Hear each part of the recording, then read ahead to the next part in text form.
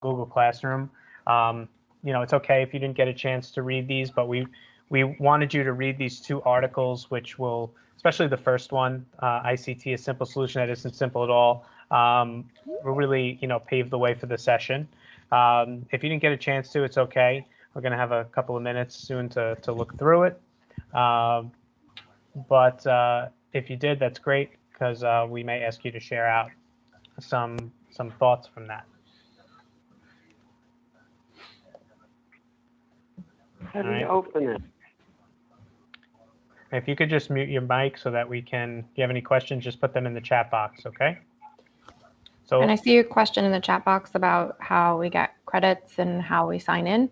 So we keep posting in. If you just want to also scroll back into the previous chats, you can see information for signing in. You can see information for registering if you did not register. If you need to register so that we can give you the CTLE credits, and they're sent via email. So make sure that you're scrolling through the chat box, and we will continue to just keep posting that in. But you're going to have to go to that chat box for those links. Thank you. Yeah, so today we're here for ICT, and for some of you, ICT is something you've been doing. Whether you're a teacher, a paraprofessional, maybe we have some administrators in here that have been supervising ICT. So we wanted to do 2 things today. We really wanted to focus on the models of co-teaching, the 6 models of co-teaching, but then we wanted to talk about transitioning into remote learning and how some of these models can look, utilizing some of the resources that you're currently using. So that was really the intentionality of today. That's what we really hope to achieve by the end of the day. All right, just a little flow of today's session. Contessa's going to take over in a minute, and after that, we're going to look over the continuum of services from our most restrictive services to our least restrictive services.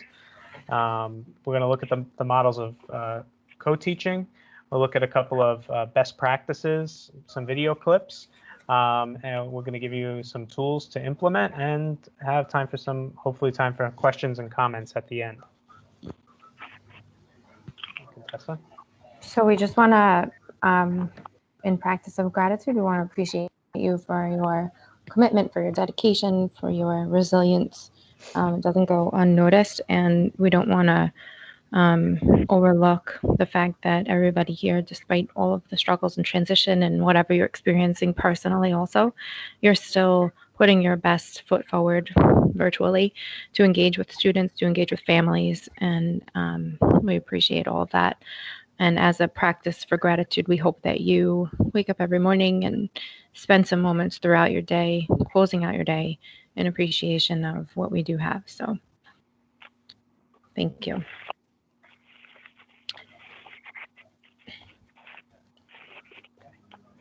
Brian, you want to switch it? Yeah, there might be a little bit of lag. It's on there now. Yeah. I don't know. Yeah, there's lag in Jersey. I know. I'm sorry.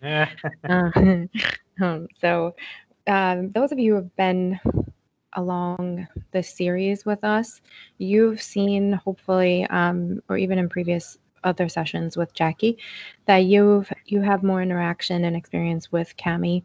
But we're gonna, the pre-reads, if you did or didn't get to read them, we're gonna use Cami to, and I'm gonna share my screen if it's okay if I grab that from you for a sec. Go ahead. I stopped. So I'm gonna share my screen and hopefully this works, because I am really laggy. Not generally speaking, but good. We see it. Okay, see it up there. You see it, great. So here's the article, and what I did ahead of time was lift it into Cami. So I downloaded the extension. Oh, okay. I downloaded the extension I don't know. into my drive. Can everybody just mute themselves if you don't mind? So I downloaded the extension into Drive. It's free. And what it allows me to do is lift over any document, whether from my Drive or my computer.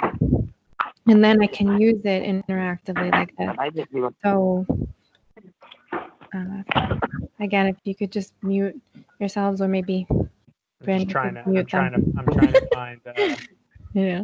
one that's on. Sorry. Hold on.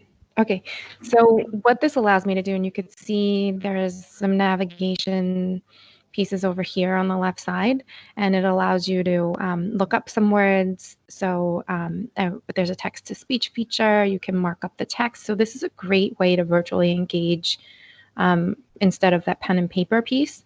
And this is also a way for you to show your thinking and make your thinking visible to kids, for them to make their thinking visible to you. You can ahead of time, or you can guide them through this simultaneously, where you can ask them to make comments, or mark up words that are unfamiliar to them, or just add some visualizations as they're interpreting the text. You can add some images to help provoke some thinking, or make some associations between the text, the print of the text, and then some illustrations so they can hold on to it and the learning can stick of what's really important. You can give them an accompanying annotation strategy. So if you're saying that kids might be struggling with citing text evidence, you can give them something that forces them to engage in an annotation throughout the text about what's important. So you can give guidelines in advance and accompanying, but or not. What we're going to do right now is just kind of move through this document and see if you can share some of the things that were important from this article from your perspective. And then I'm going to take the opportunity to just highlight into some of that so that everybody can see where we're citing that evidence and what we're finding to be important. So you can unmute yourself. It might be a little messy, but we'll try it. You can unmute yourself and share something that you want us to all pay attention to and note lifted out of this text, or you can point to the chat box and one of my colleagues can just monitor that and then direct me to where I should be highlighting. So far, we just have Denise that said she used it for the first time as a parent. Denise, I have a lot of confidence in you. You're a star, so keep at it. Thanks, Brandon. I appreciate that. We believe in you. Thanks. Anybody else want to? Does anybody want to share out a specific piece of the text if they read it? I can also just add that while we're giving everyone a chance to move through this document, that and again, you can access this document on your own in another window from the first page as the pre-reading from the PowerPoint if you lifted that out. But so I guess I just want to say that, oh, go ahead. Hey, Contessa, it's me. I'm Marilyn. So I love Marilyn Freed. I love this document, but here I go with my buts. There's a few things that I like to address. Mm-hmm. So in 2008, they mentioned behavior. And I remember that's when I transferred from being a parent to a teacher. Mm-hmm. And there was a lot of professional development and the course instruction pushed like the whole ICT, how important it is to make it work seamlessly. What I'm finding now that is collegiate programs are not doing that. And again, ICT is reverting back to your special ed, gen ed kind of false practice. Yeah. So I think we have to push the foundation of going back to the foundations and back to basics, because a lot of people forget this part. And for many years, they forget about the behavior to address that. So that's all I had to say. Thank you. That's really important that we acknowledge that, because like you said, our undergraduate, graduate, preparatory teacher programs, and there are a lot of partnerships nationwide, actually, an initiative to revamp, revision those programs to be more reflective of meeting the needs of the kids that we have in front of us, academically, cognitively, behaviorally, right? And so thinking about the whole child, and it is a work in progress and it will take time, but you're 100% right that we need to think about all of that as well, and give those experiences in training and in coursework that ready our undergraduates, graduates, future teachers for being able to meet the diverse needs of the kids that are in front of them. So you see that I just highlighted what I'm guessing made us think about that piece. And then you can navigate through and you can actually highlight different colors depending on maybe how you want to talk about different pieces. So you could prompt kids to say, hey, maybe everything that you find important, why don't you highlight in yellow? Everything you have questions about, why don't you highlight in pink? Everything that really surprises you or causes a spirited reaction in your mind, then highlight that in green. And then that way, like, everybody in the class can give some sharing into how they're thinking about and through the text. Anybody else want to share? Maybe one more?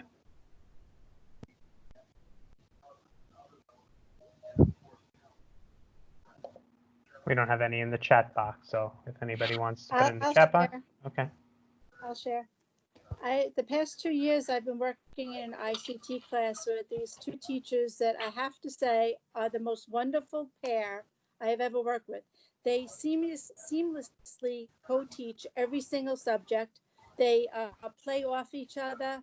The children respond excellent from the very beginning. After their lesson together, they know where the children know exactly what group they're going to and where they're working. And I have to say, this has been the best pair I have ever worked with. That's awesome.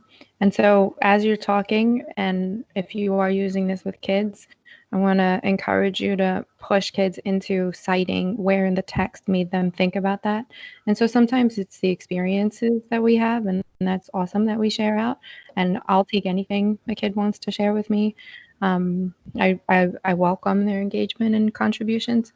And I just want to also reinforce that habit of getting back into the text and saying, like, what did you read?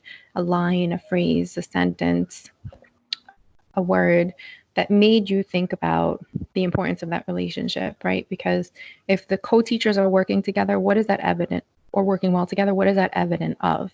Is it that maybe in the planning piece that they are really off stage working together to plan with one another what kids will experience? Is it that they just, and there's a personality piece to this, right? We joke around all the time that these are your work husband or your work wife. These are Dr. people Brown that you said that. She said it's a marriage. She mentioned that in the chat box. There you go. And then this equity piece of, they're our kids. It's not your kids versus my kids. We share in everything from the planning to the assessment to engaging with each of our kids and really just looking for what each of us bring to the table that's unique and that's awesome, that can make the learning fun for everybody and engaging and all of that. So I don't know. Anything else we want to make sure we talk about here?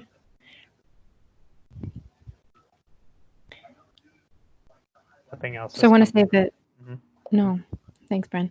So I want to say that the expectation of a partnership for an ICT classroom is that there's expertise of both in the partnership, of everyone in the partnership. And that means that we include everybody in all stages of planning and assessment and delivery of instruction so that there's an equitable role of each of the people involved in the partnership. And then there's the other piece that's highlighted in this article that's closer to the top is the round LRE, so that legislatively required maintaining or movement towards least restrictive environment, and not just because it's the right thing to do. The other thing the article talks about are the complexities of ICT, so in full acknowledgement of that. So whoever that was that shared, I can't see you, but thank you for sharing, both of you. But there's so much involved with making a relationship work, but it really matters that we So engage. we had two more comments. One from Nicole. She said that I find that when ICT first came out, a lot of time was spent on the models, but now it's not really discussed anymore. A lot of ICT teams revert to team teaching when that isn't always the best or necessary. And then Anne-Marie Hogan from PS26 said her mic's not working. That's okay, Anne-Marie. But she wanted to point out the relationship between co-teachers is so important on page 13 and 14 of the article. Yeah, thank you. So thank you both for sharing. We're going to talk about both of those things. And you can't have relationship if you're not planning and using these models. So I think it's going to be really insightful for some of you to see what these models look like in action when we get to the video clips. Cool. Thank you. I'll give it back to All you. right. You want to Yeah. give it back? Yeah, I could just share mine. Mm-hmm. Coming back here. Okay. See, we're co-teaching right now, by the way. We're modeling. We're modeling, yeah. All right. So, oops, I didn't mean to do that though. Next slide. All right. Before we get into the models, we just wanted to share this with you. This is the continuum of services. We hear the term least restrictive environment, and this is exactly what is being referred to. So, federally, this continuum comes out, and then the state, New York State, adopts this to create their own.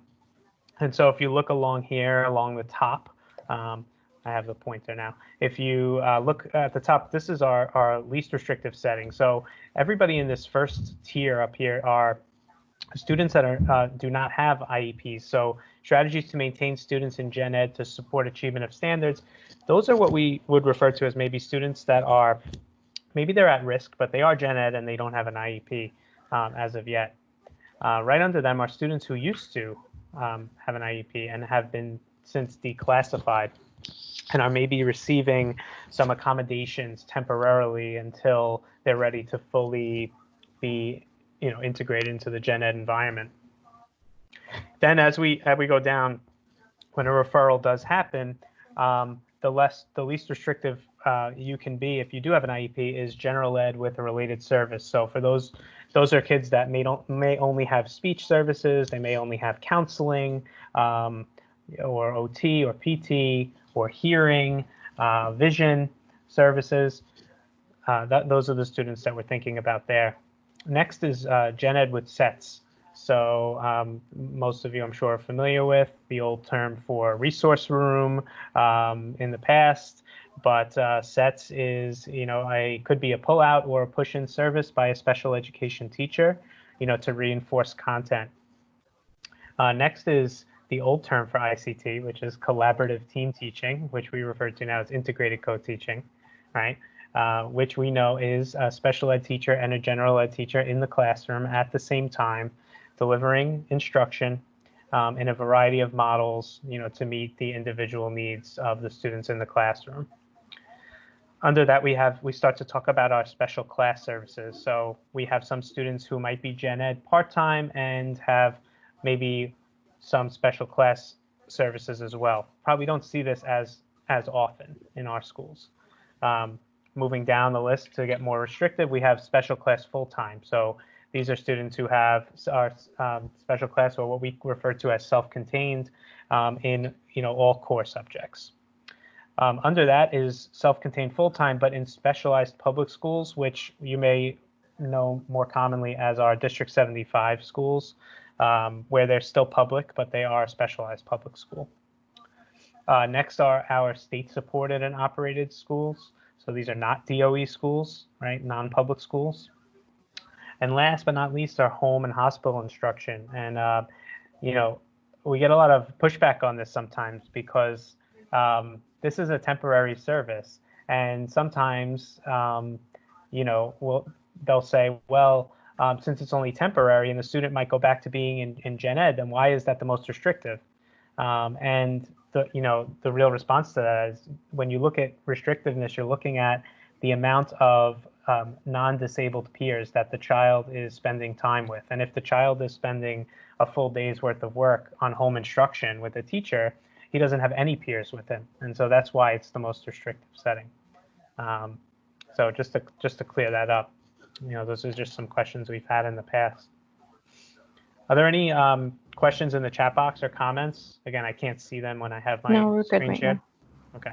If you Can do, I just add one more thing? I think here I go again with my advocate. I am an advocate.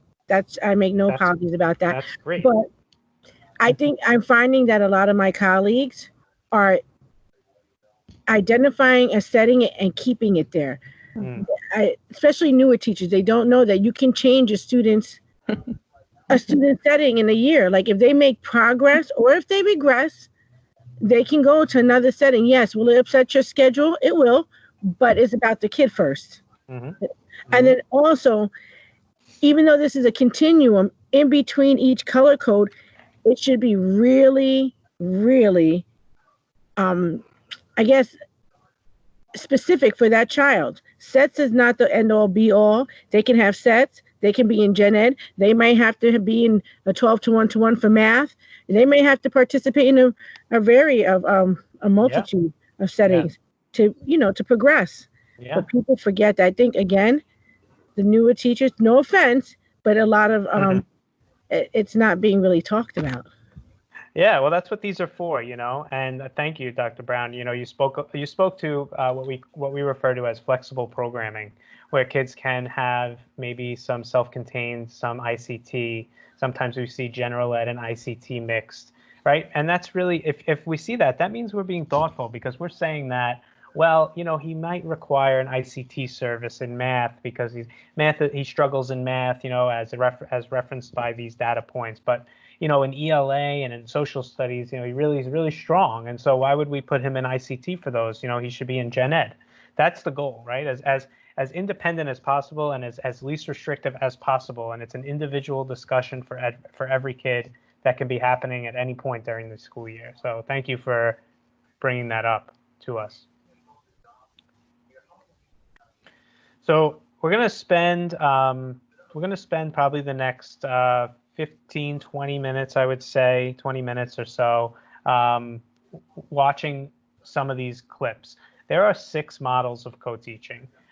These are the 6. So we have station teaching, we have team teaching, we have alternative teaching, one teach, one observe, parallel teaching, and one teach, one assist. For the purpose of today, we're going to show you 4 of these video clips. One teach, one observe, and one teach, one assist are the 2 that we're not going to show you. And what we would normally say in a full day ICT session is that one teach, one observe, and one teach, one assist are 2 of the models that should not be used as often as the other 4. And the reason for this, and I think Giovanna wrote it in the chat earlier, if I remember, I can't see it right now, but these 2 models do not show the parity between 2 teachers in the class. And they do not create a smaller teacher to student ratio, right? So the others, station teaching, alternative teaching, and parallel teaching create groups within them, within the models. And so those are the 3 that really can minimize that student to teacher ratio, which is what you're looking for, right? You can reach and teach more kids, and you'll see that when you're watching some of these clips. So what we wanted you to do, if you see at the bottom of the screen, there's a Padlet here. And if you click on the Padlet, I'll click on it to show you. It should bring you to a screen that looks like this, which we want you to click on and keep up in the background of your computer while watching the clips. What we want you to do is, Padlet's great because it's a nice discussion forum. Our district uses it a lot for those of you who've never used it, but you'll be able to see each other's responses. While we're watching a video, let's say we watch parallel teaching first. If you click on the plus sign, it brings up a box. You can put your first name in the title, and we want you to write a benefit and a challenge for each of the models that as you're watching the video clips. If you'd like to, you can also share here an example of, either if you're a teacher and you've used the model, or a para, you've been in the classroom when teachers have used this model and if it was successful. But we want you to really focus on a benefit and a challenge for each of the models. Again, we're only going to do 4, not 6 of them, in the interest of time and in the interest of, we don't like to promote the one teach, one assist, and one teach, one observe. All right. So hopefully everybody can access this document. It's in your slide deck, right, in here where it says Padlet.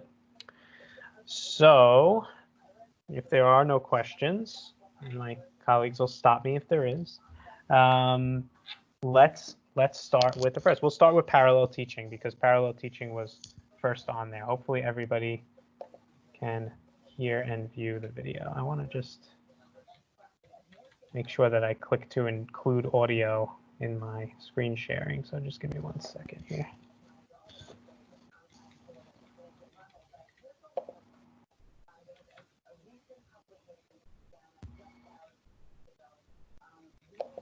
Okay, let's see. Share. Yeah. Okay. All right.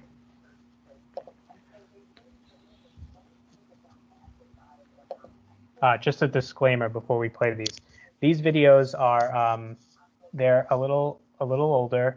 They are from California School District because we don't have enough to show from our from New York City. But they do drive the point home of about the model.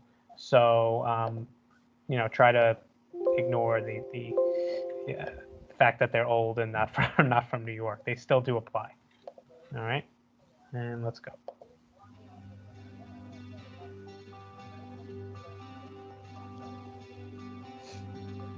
In the parallel teaching strategy, the co-teachers divide the class in half and instruct them on the same material. Parallel teaching is teaching the same lesson with half as many students. We divide that up so that children have more airtime and more teacher attention.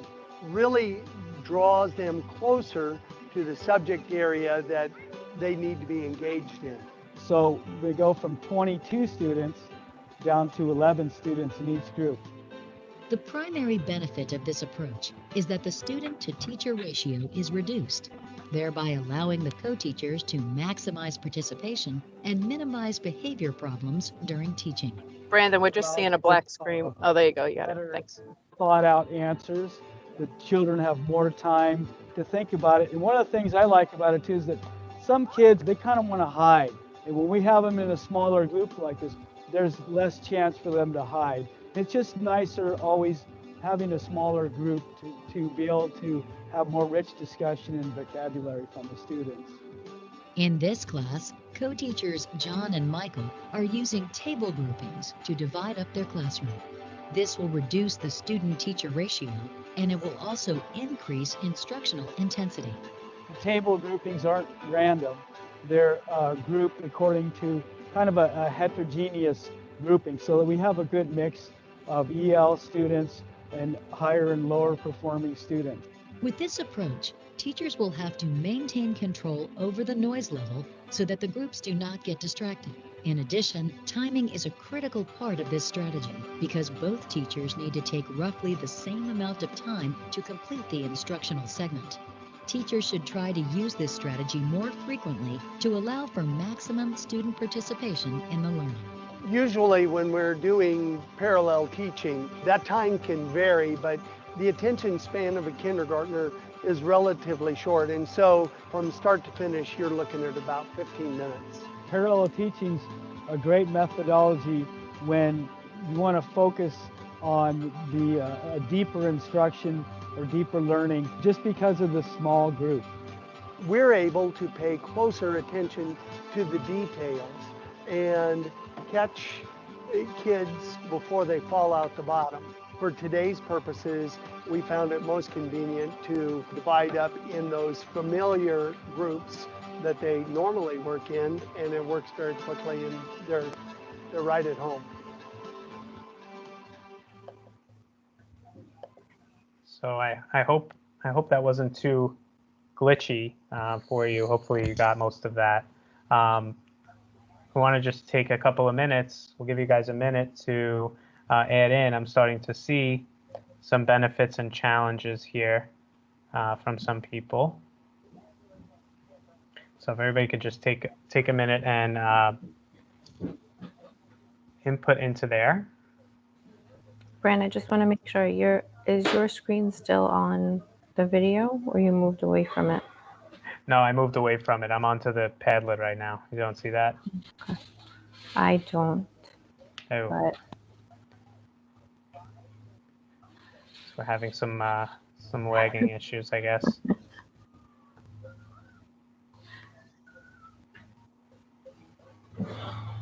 So if you can't see Brandon's screen, can you? It's not just me. Thanks. So if you can head into the PowerPoint that you have access to, would you mind just accessing the Padlet from there and carrying forward? I do see, I don't know if anybody else could see my screen, but there are inputting into it right now. Cool. So I could read some of these.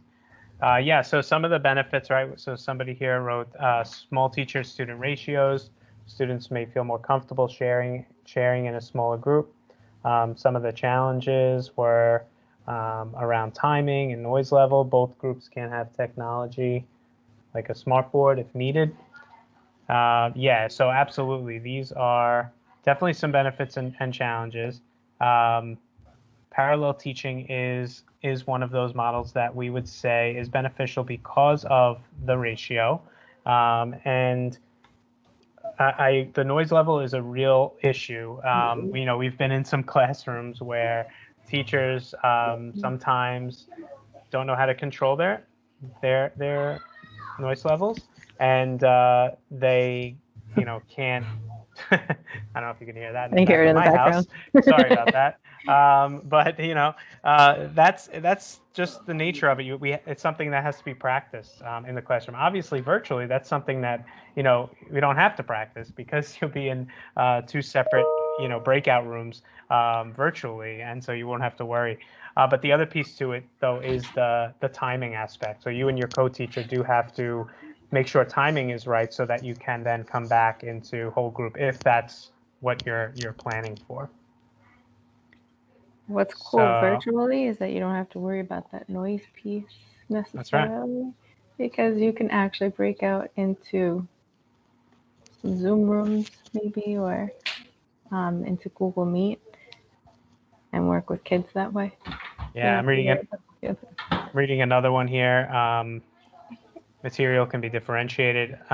Challenges are that co-teachers may not agree on grouping. Yeah, so that's you know, that could be an issue. And you know, we talk about marriages, and some of these co-teaching partnerships are good marriages, and some aren't.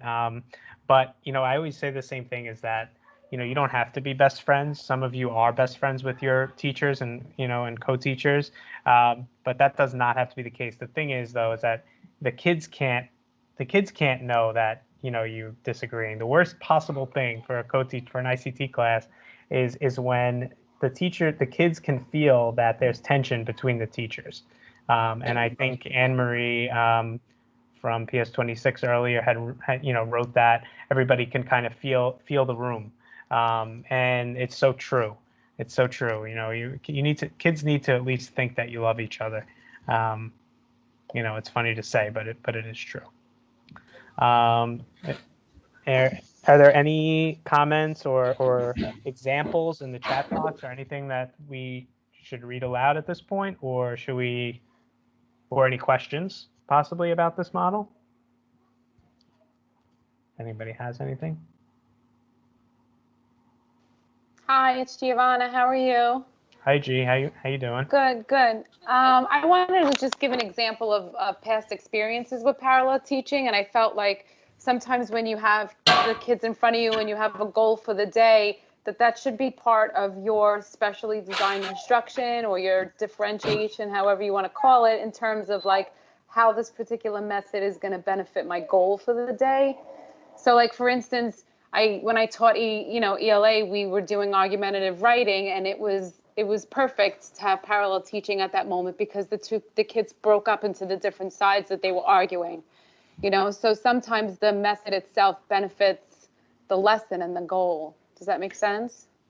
Yeah, it makes a lot of sense to me. And I really like the way you said that because another kind of myth that we hear a lot of is that some school leaders will only preach to use maybe one particular model all the time. And while that model might be parallel teaching, because I've heard that a lot, and it could be good, it's not always appropriate for your lesson, right? So the example Giovanna gave about argumentative writing, where where half the class is taking one side and the other half is taking another side, makes a lot of sense for parallel, right?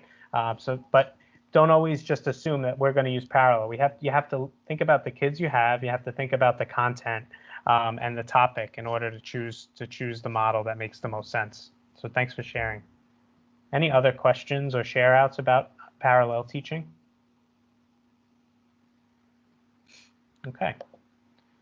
So can you guys see can you see I'm back in the PowerPoint? Contessa, can you see I'm back in there? You're still on Padlet with me. Okay. I guess I'm late. Okay, I'm back in. I'm gonna play the next video. So we just saw parallel. Let's do team teaching next. And we're going to practice our auditory skills. Let me see if they could see it. I won't play it until you can see the screen. Let me know if you can see the video on the screen. All right, we're good. I can see it. Yeah. Okay.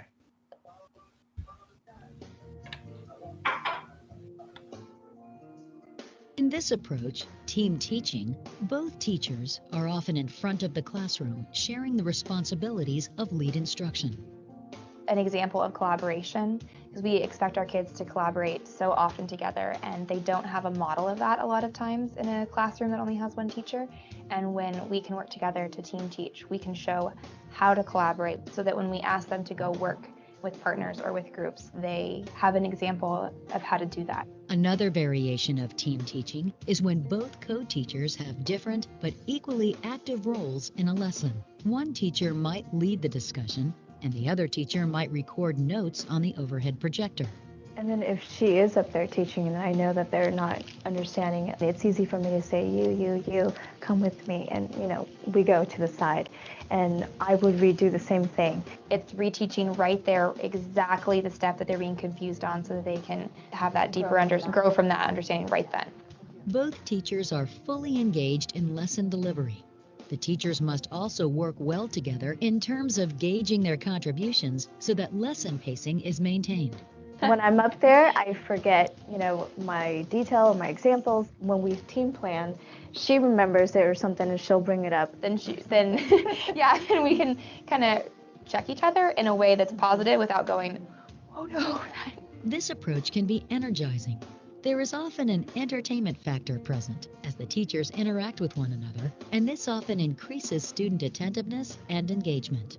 When this strategy is used, the instructional conversations and the sharing of question asking and answering can benefit students as they hear different styles of thinking. There's something that they don't understand. There's one of us roaming around, so scaffolding is happening all the time. It's easier, and the opportunity for the students to ask us questions is just a lot easier for them. And I think being able to say things in different ways, if I think about something in a different way and I'm able to express that to the students, and then Mei Lee can say it the way she's done it, so we're reaching the larger number of our class.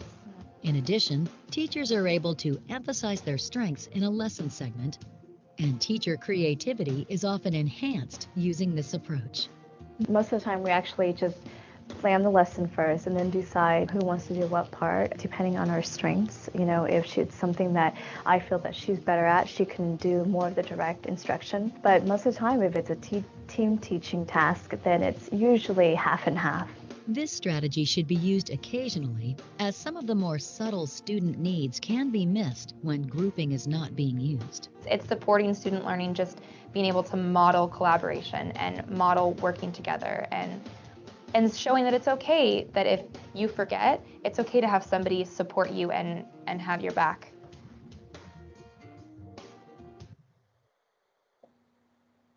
All right, so that was team teaching. I'm going to go head back into the Padlet and look at some of the responses. Take the next minute or two to add in a benefit and a challenge that you just heard about.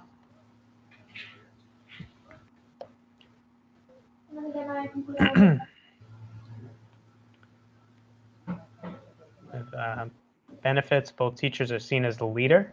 Yeah, there's definitely that parity aspect because it's equal delivery, right? They aren't labeled by students being less important. Teachers can easily fix errors of other teachers and engage in conversation to model how to provide constructive feedback. Yeah, I love that. We're always asking kids to give feedback to one another. Hey, somebody can just mute. I don't know. It was loud. Okay. We're always asking kids to give feedback, but we have to sometimes show them how to do that so that we don't get the responses like, oh, it was good, right? And we're looking for more specific, actionable feedback from kids. So I really like this model for that, to model how to give feedback, how to collaborate and work in groups together. These are just some really important ways. Let's see, challenge doesn't focus on grouping individual. Yeah, that's exactly true. While it is good for modeling collaboration, kids are in whole group. And so it doesn't narrow the teacher to student ratio, which is, when we're making the most change, the most difference there. So this is an important model, but this isn't something to stay and live in, right? And so one thing we didn't mention is that for those of you that are new to ICT and these models, it's important as you become more familiar with them to blend in and out of them even within one lesson, right? And so you may begin your lesson, your mini lesson, by introducing to kids using the team teaching model, but that might just take up 5 to 10 minutes of your lesson, whereas then you may break up into something like parallel or stations, which we'll get into, where kids are in smaller groups and able to do that guided practice piece. Absolutely. See if there's any other comments up here. This is my favorite approach. I feel supported. In addition, if I say or do something in a certain way, my co-teacher can say it in a different way. Yeah, this works a lot with like in math too, when there are different strategies. So one co-teacher can be showing a strategy, and then the other co-teacher can then show a different way of solving a problem.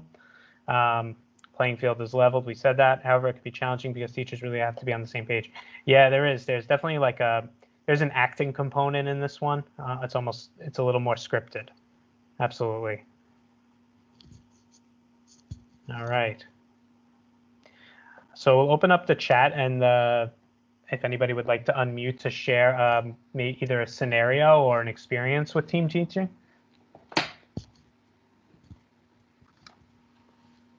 Do we have anything in the chat on this one, or?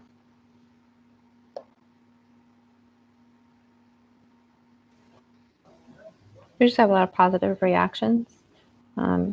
A lot of fans of team teaching. I would like to add something.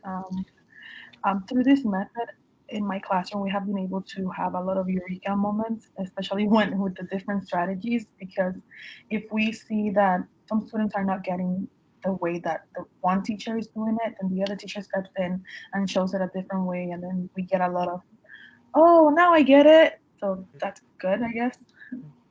Yeah. Thank you for sharing. And you could turn it into like a little friendly competition, right?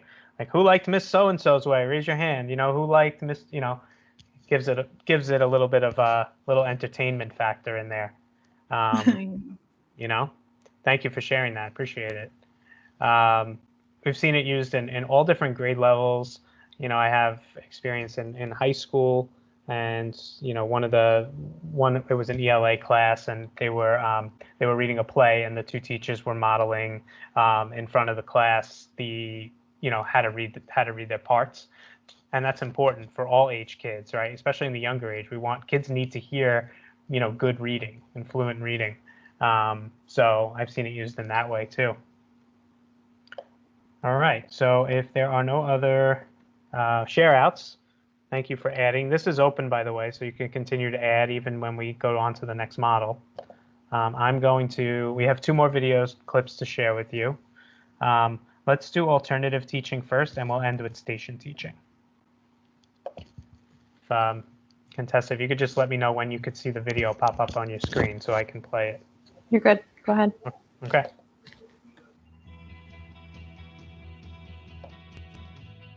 In this co-teaching approach, alternative or differentiated teaching, one teacher manages a large group of students, while the other takes a small group for a specific instructional purpose.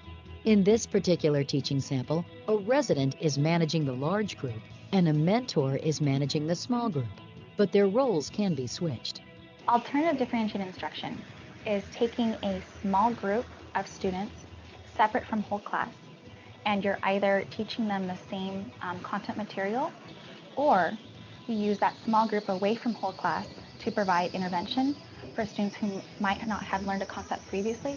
It could also be used for enrichment for students who already have the concept, and we just want to take them a little bit farther than the other students are ready for.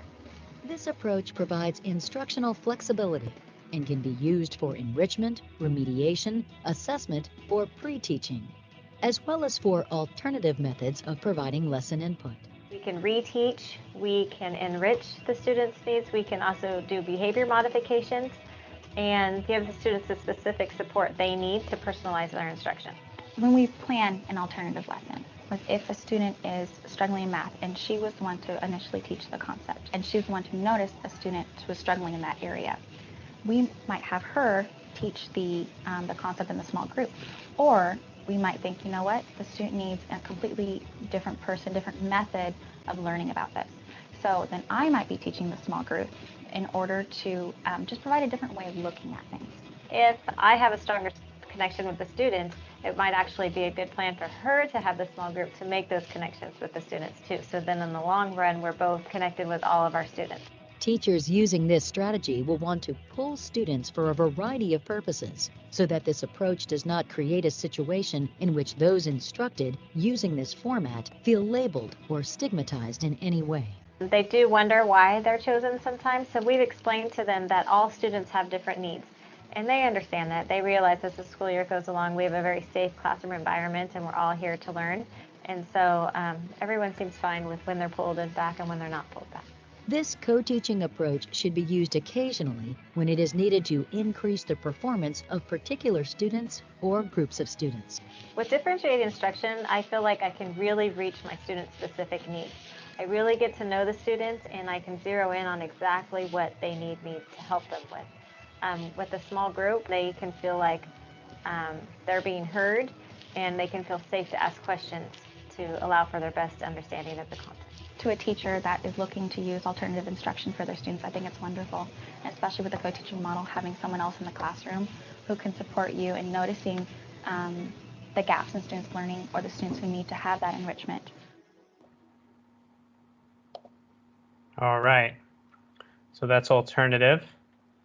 We turn over to the Padlet. Let me slide my screen over here. First thing I see is love alternative teaching. Chance for either remediation or pushing scholars to expand their thinking. You can choose the grouping strategically, utilizing data to ensure that scholars are experiencing what they need, whether it be enrichment activities or remediation. That might be the perfect summary of what we just saw in 3 minutes. So thank you to whoever is writing that. It's still going. Yeah, alternative is I'm a big fan too, because it is based on data, right? And it's based on it's always something that you can substantiate. It does give you the smaller group dynamic for kids, whether it be for remediation or enrichment. That is key. The key part is the dynamic and the challenge there. Whoever wrote this did write that. You don't want kids to have that stigma of feeling that they're always being pulled in a small group for remediation purposes, right? And so you have to be mindful of that. It all begins with creating a positive kind of culture in your classroom where kids feel like they can take risks and explaining to kids that they do have, different needs, and when you do establish that, it does make for that better culture in your room. Let's see here.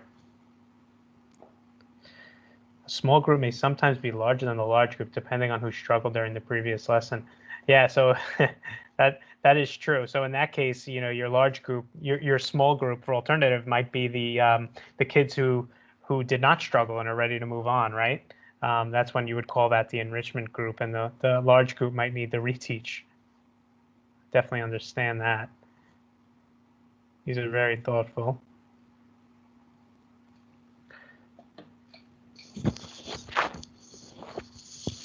Not done often enough for enrichment. It's not often seen as a benefit to spend time doing this. Yeah, you're probably right. It is probably done more for remediation than enrichment. So just something to be mindful about. Also want you to start thinking about remote learning, right? Because we're going to show you a way to create groupings.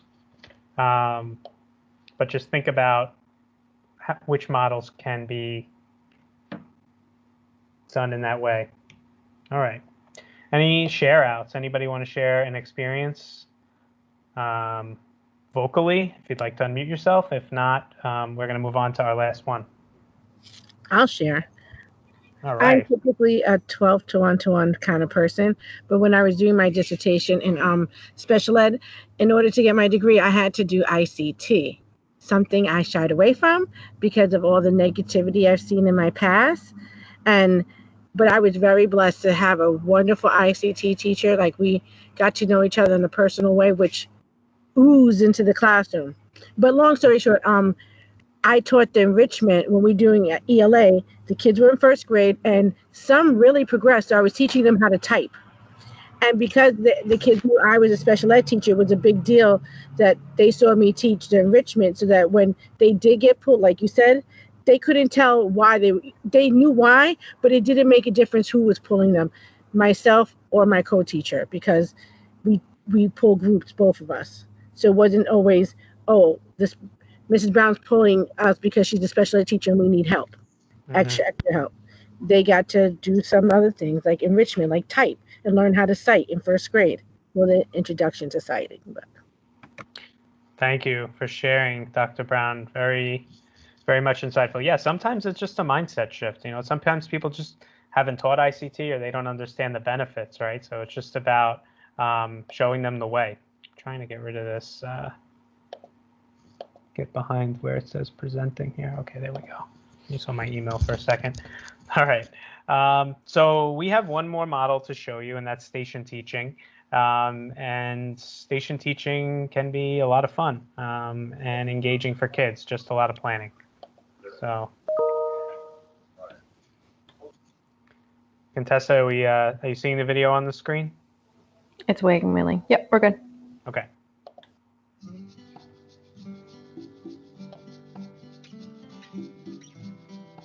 In this strategy, station teaching, the co-teachers divide their class into small groups to provide instruction at separate stations. Station teaching is a chance for two teachers to work together and provide some individualized attention to smaller groups of students while covering several different pieces of the curriculum.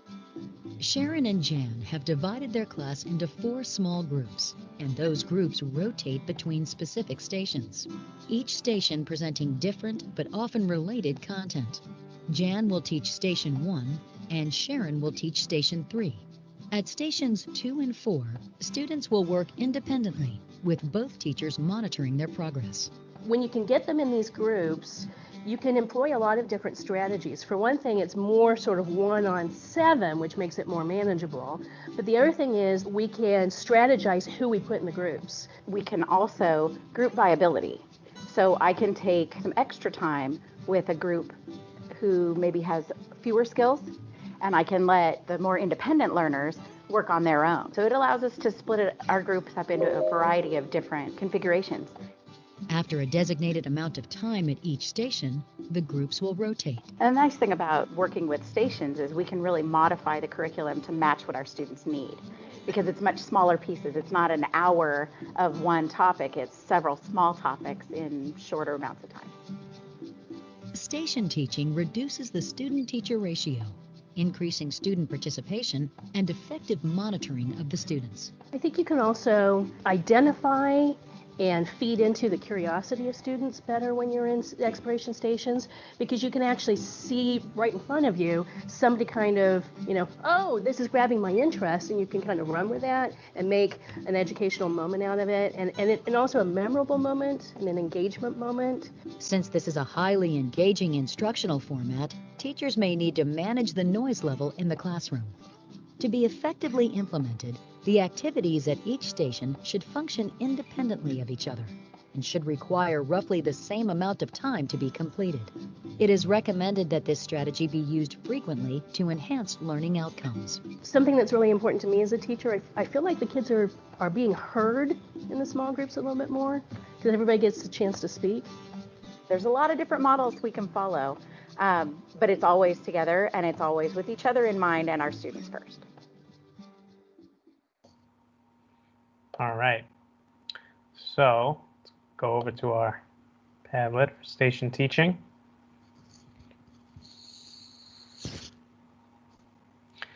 Some benefits here: small group instruction perpetuates engagement, individualized instruction, challenge planning, timing, and structure.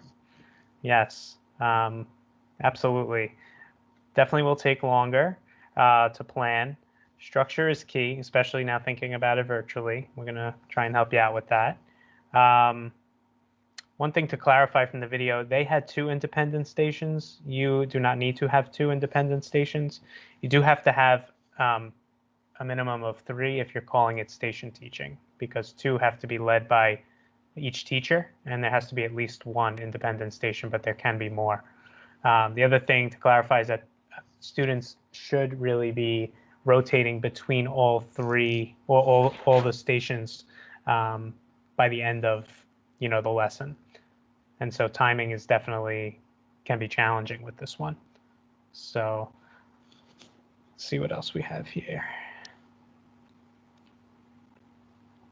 Try to use it a few times a week. Small groups and especially tailored instruction has benefited all students, especially our students with IEPs and RLs. They feel more comfortable sharing in a smaller group. Yeah, there's the social piece to it too, right? When it's 32 kids and everybody is just responding, to the entire class, we have some kids that are very anxious and will shut down, right?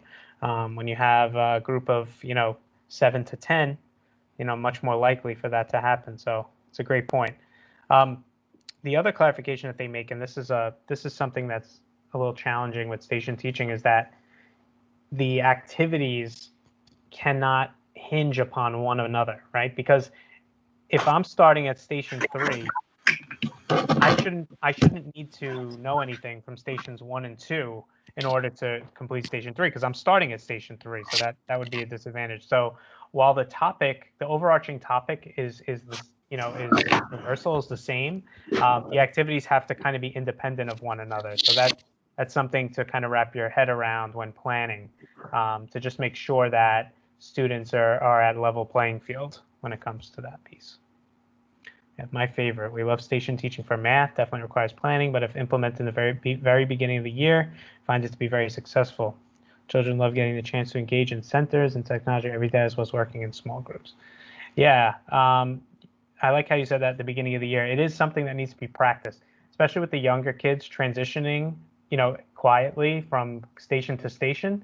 You have to have some structures in your class, whether it be you have a timer that's up on your smart board that goes off, or maybe it's something, maybe a teacher holds up a color-coded folder that means, like maybe a green folder that means kind of, go, transition.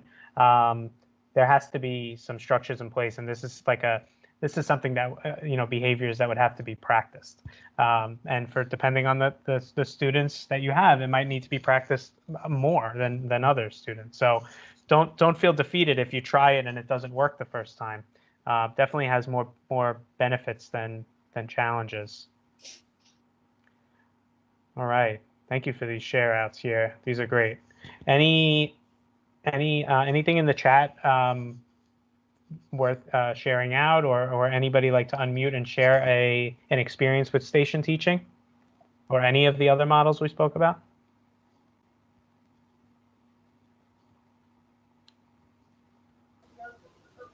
So when we're live and in classrooms, if you don't have the actual physical space to be able to move kids around, then you could create portable workstations that move.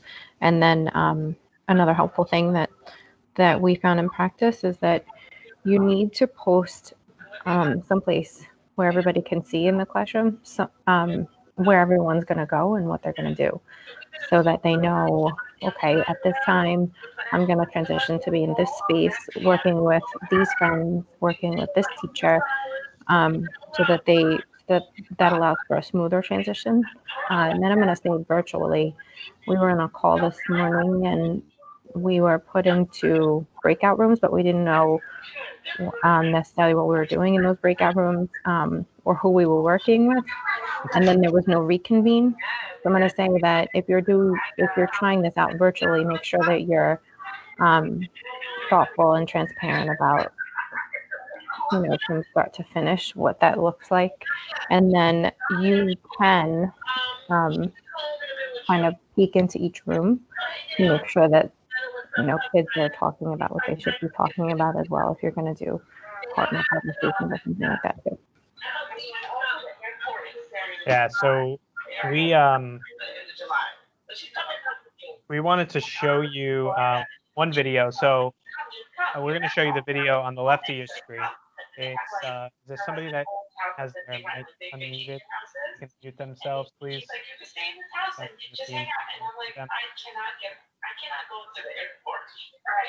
Very hard to hear.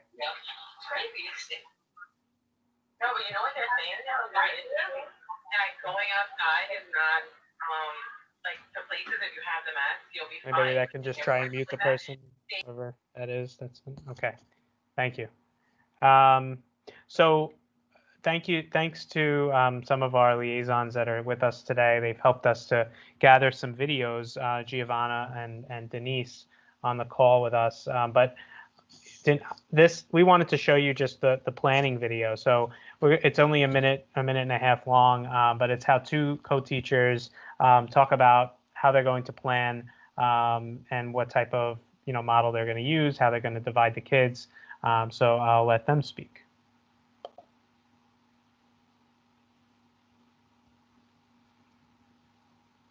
Can we see? Are we good?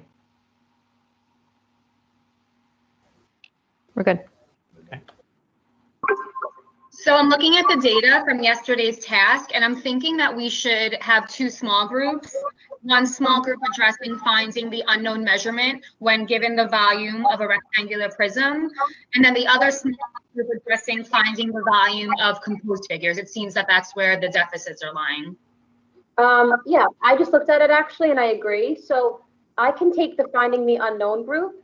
What I can do is, why don't I make a task template or a lesson template, and it can be I do, we do, you do. Okay. So I can model something, and then I can create something that we can solve together, and then I can make an exit slip for them that they can do independently when I'm done.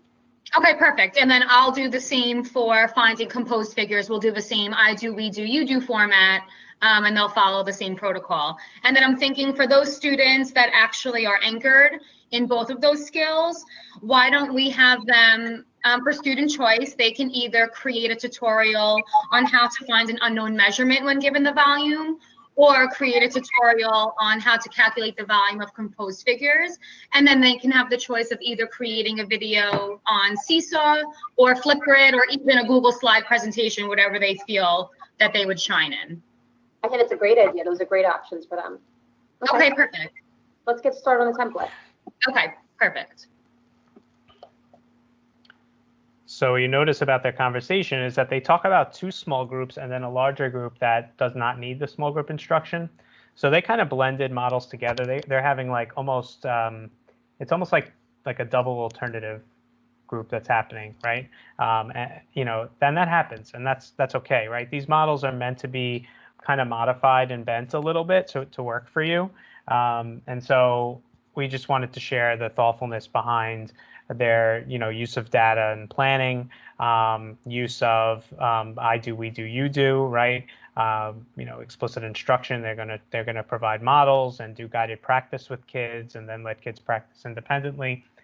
We wanted to make sure that we showed you that it could happen, and it's happening even remotely. So, planning doesn't have to be in person. So we just really appreciated this pair, and thank you, Denise, if you're still on, for getting that to us. You're welcome, Brandon. So we kind of showed you some of the models here. We showed you the one on the bottom of this slide, parallel teaching. But what this chart kind of does is it shows you the traditional classroom roles, right, in that middle column. And then in the column on the right, it's how might this look a little different in remote learning. So you could see here for parallel teaching at the bottom of the screen, 2 instructors divide classes into 2 groups to teach the same content simultaneously. How it might look different is when you split the class in 2 based on the ICT caseloads of students, or delivering remote instruction based on content area, lesson plan, and objectives. We have that one, and then we wanted to show you these 3, and then we wanted to give you a chance to add. For these 3, these are more of the, as I mentioned earlier, the the breakout into small groups, or alternative teaching and station teaching. And then there's also team teaching. So really, the only differences for these are to utilize those different virtual platforms and channels. But we wanted you, if you had any ideas, to contribute in the chat box of how you think that any of the models that you learned about today, whether it be these 3 or parallel teaching from the previous slide, can look differently, in a remote learning setting that we're in now for the rest of the school year. So I'll ask my colleagues if they can let me know if there's anything to share out. Just take a minute and type in there.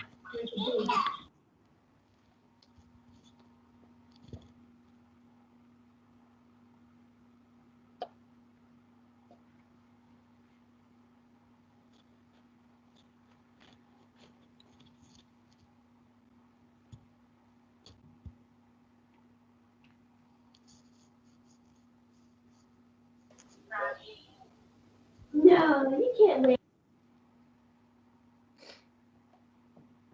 Contessa, Liz, anything to share that's in the chat, or? I'm trying to. No, not unmute yet. myself. Dr. Brown mentioned the breakout rooms in Zoom. Using Zoom. Yeah, I'm not familiar with the breakout rooms in Zoom because I haven't used it myself in a teaching setting, but I know there are different ways to set up breakout rooms. Yeah, we wanted to model That's with about Zoom. it so far. Yeah, we wanted to model with Zoom, but what I realized, the DOE got Zoom back recently, but I don't think they purchased the Zoom rooms, at least under the account I have. I wasn't able to toggle Zoom rooms, which allows you to create breakout rooms from within your kind of virtual classroom. So that's what I wanted to model with, but then I ended up going with Google Meet, which I'll show you on the next slide. But thanks for that. Any other Dr. ideas? Brown also mentioned that in meets you could nickname the different groups, I guess just to make it a little easier, more manageable, more interesting maybe. Denise said that all students do not have to attend the same meets. You can be a little creative in scheduling meet times and arrange them based on student need or student interest.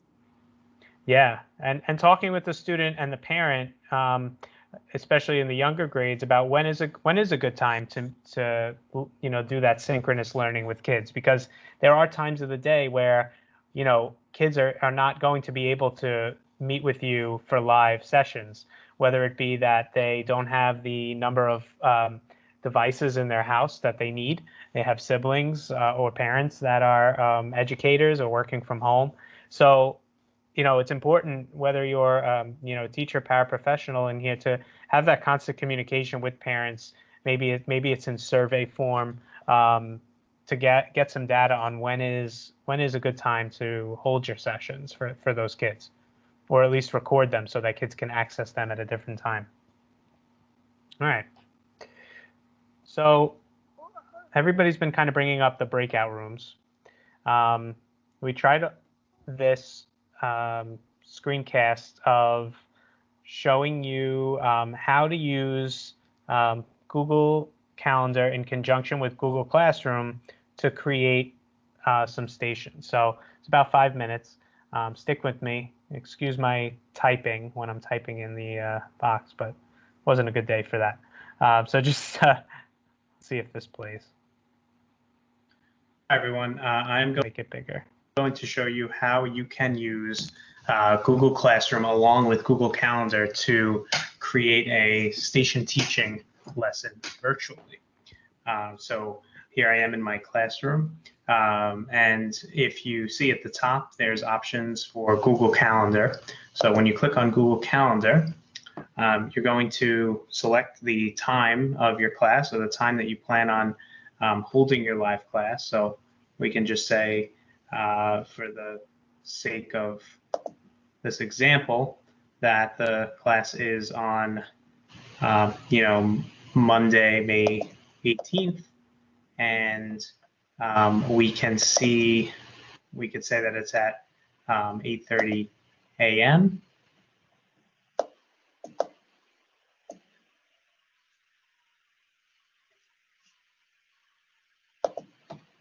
All right, 8:30 to 9:30. You're going to click here where it says Add Google Meet Video Conferencing. Generates a link, add a title. So the title would be, since we're going to have one breakout room for each station, and if you have 3 stations, let's say 2 led by each of the teachers in the ICT class, and then 1 independent station. So I might call this Station 1.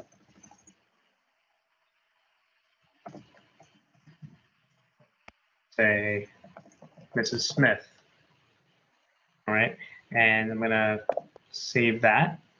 Okay, I'm gonna go back in here and I'm gonna copy the info in here, go back into my Google Classroom, and now I'm gonna go to create a material, and I'll say station teaching lesson.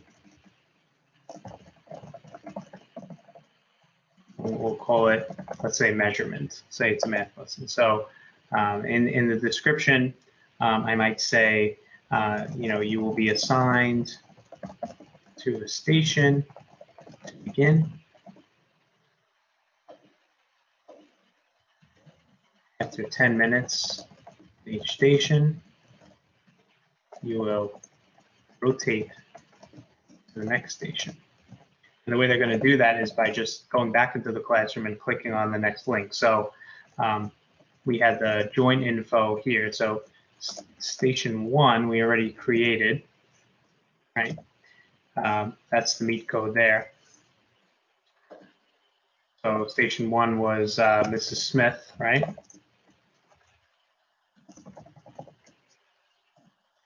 And then, I'm going to have my second station here with Mr. Johnson. All right, and I'm going to go create that in a minute. Station 3 we're going to call the independent station.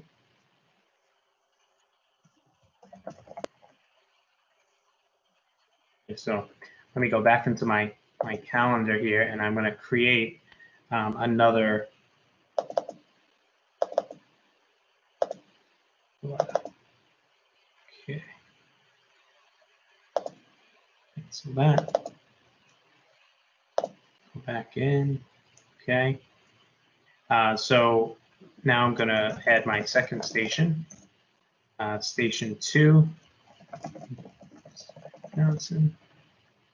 And this is going to be, again, same time. All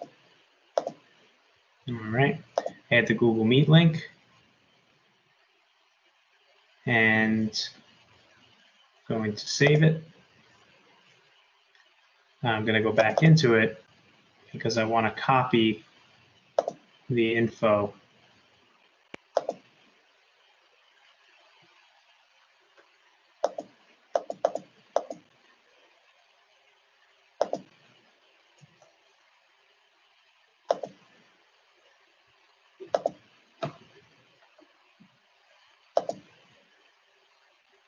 go. I'm going to copy it there, paste it. Back in again, the last time I'm doing this. I'm going to create one more. I'm going to call it Station 3.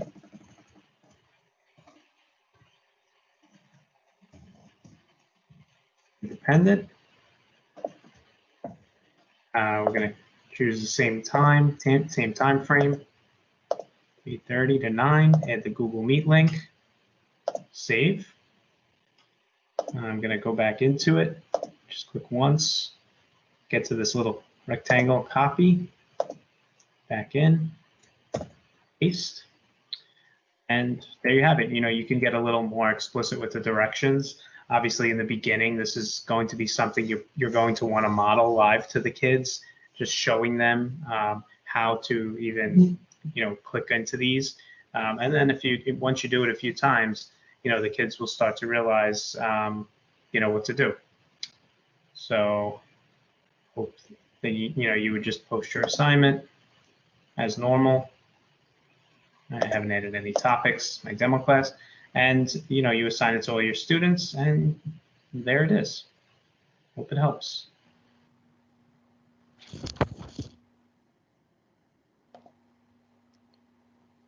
All right.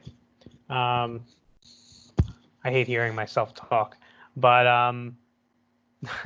those that can obviously be done also with parallel, where you would just create 2 breakouts, or if you had an alternative part of your lesson, that might be just 1 breakout, right? So I just, you know, we wanted to show you with stations because that would be the most you know, links you would have to create.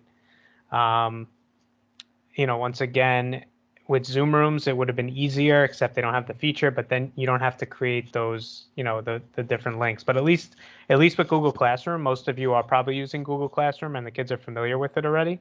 So, you know, at this point, you know, it would be a little easier for them to navigate and try, you know, for your lessons. So we have a few minutes left. So if you're looking for the steps, you'll just have, you know, you have access to this presentation. You can rewatch my video. Lucky you get to see me again on here. I mean, that's, you know, a bonus. And you'll be able to get the steps. Any other comments in the chat, or does anybody want to share before we move on? Okay. All right. I think we're good. Just getting a lot of thank yous. I don't see any questions. Okay.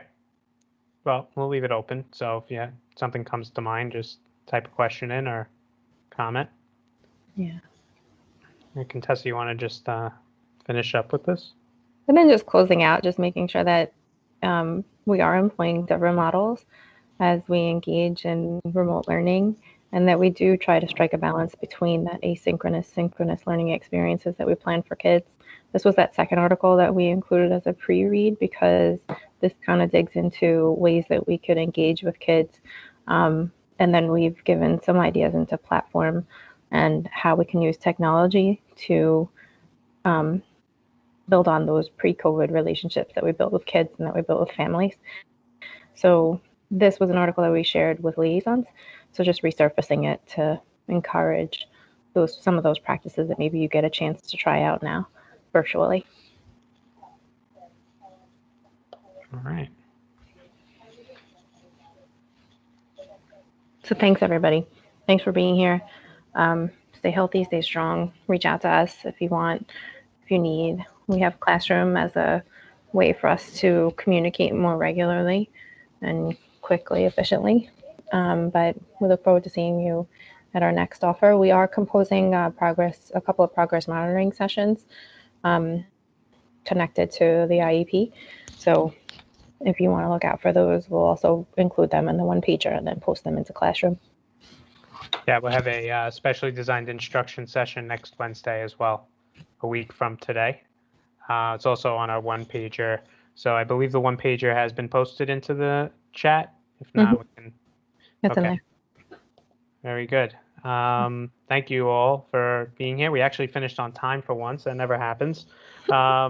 Hopefully, hopefully you guys learned something. You're able to take it back, even if this was intended for our paras too. You're working more in the as an educational assistant. You're doing a lot of the instruction work now during remote learning. So hopefully this is something you feel comfortable implementing with your teachers. All right. Have a great rest of your afternoon and a great rest of the year if we don't talk to you. Bye, everybody. Thank you. Take care. Darlene sending some love.